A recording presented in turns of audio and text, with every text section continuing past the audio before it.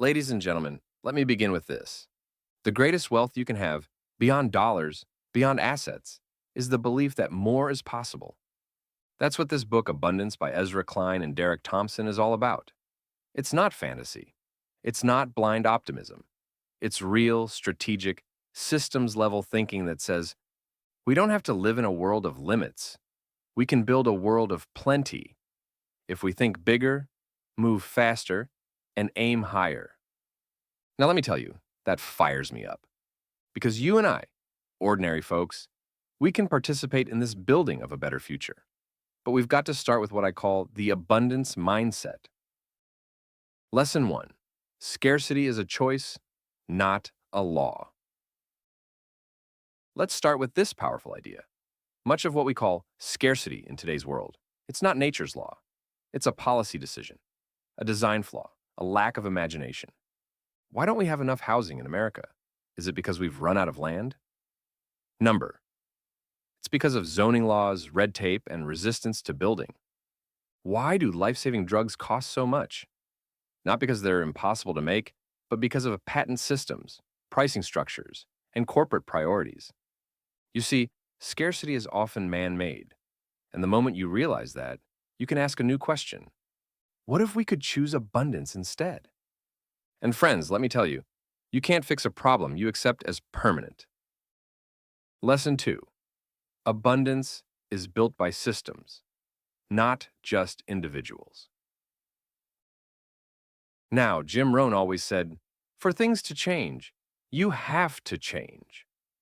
But Ezra and Derek add another layer. Yes, you have to change, but you also have to look at the system you're in. Because if you drop a genius into a broken system, the system usually wins. If you want real progress, big generational progress, you've got to improve the environment that surrounds people. You can teach someone to be motivated, but if there are no jobs in their city, that motivation hits a wall. You can promote entrepreneurship, but if the permitting process takes 3 years, innovation stalls. You can feed a hungry person, but if the food system's broken, hunger returns tomorrow. The lesson here is this. Abundance isn't just a feeling, it's a design. And when we fix the design, everyone benefits. Lesson 3. Think bigger, move faster, fail forward. In the book, they make a bold point, something too many of us forget. Progress used to be faster. We built the Empire State Building in 13 months. We created the polio vaccine in 6 years. We put a man on the moon before we had Google. But somewhere along the way, we slowed down. Not because we lost our brilliance, but because we built a culture of fear, friction, and endless review. Now I'm all for safety and strategy. But let me say this. Caution is good, but courage is what builds empires.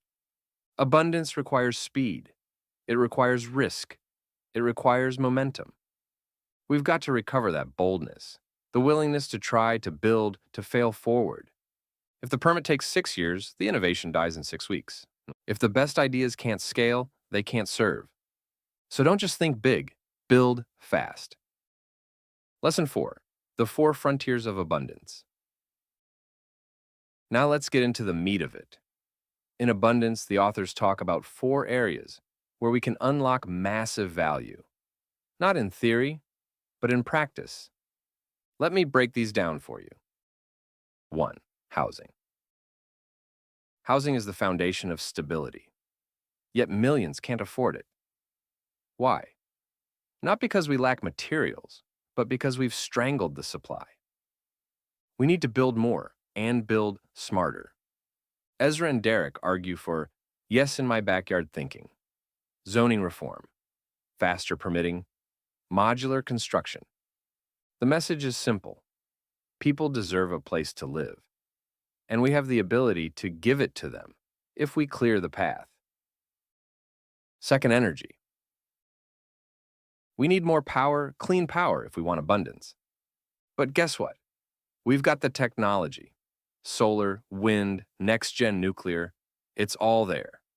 What we need now is execution, permits, infrastructure, political will.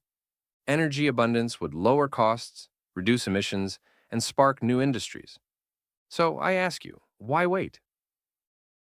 3. Healthcare. Imagine a world where healthcare is proactive, personalized, and available to all. Well, friends, that world isn't science fiction. It's a few bold policy choices away. Telehealth, AI diagnosis, affordable medicine, preventive care systems. Abundance here means not just living longer, but living better. Court talent. Here's the final lever, people. And here's the truth. We waste too much talent. From broken immigration systems to failing schools, we limit the contribution of millions. And I'll say this loud. There is no shortage of talent, only a shortage of opportunity. An abundant future means unlocking every mind, every voice, every skill. Quotes that light a fire. Let's ground this in a few lines that stood out to me from the book. Quotes that remind us of what's possible. We should be ashamed of how slowly we've moved. That's not to shame, it's to spark urgency. The future's not waiting. Abundance is a political project, a moral project. Yes, it's about values, about who we want to be. Will we build for a few or for the many? If we can't imagine more, we'll never build more. And that's why you must stretch your vision. Dream bigger. See farther. Final thoughts. Become a builder of abundance. Let me leave you with this. There are two kinds of people in the world. Those who consume the future and those who build it. Which one are you? Don't just accept limits. Don't just manage decline. Don't just cope. Be the one who says, why not more? Be the one who cuts red tape, questions the default, proposes the bold idea. Because if we can imagine abundance and design for it, then we can live it. And the future becomes a place of promise instead of panic. Let's go get it.